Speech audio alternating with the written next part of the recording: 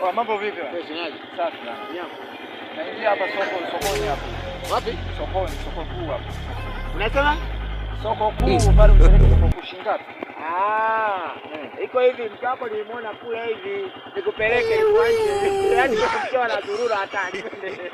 Eti mke yule. Nisubiri ninazidisha tu Shingapi sokoni? Unasemaje? Sokoni shingapi? Sawa. Na kuaisha tu chapu. Sasa huyu unajua mafuta hakuna yamepanda bei. Baba ukorofi. Alisema nisikie nikwambia hivi. Nipeleke sokoni. Mtu wangu anafahamu. Alisema nisikwambie, leo twende tu nakupeleka blaza.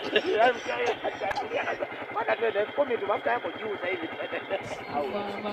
Leo kazi ipo. Twende blaza. Kazi ipo. Njoo na kuchepuka wewe.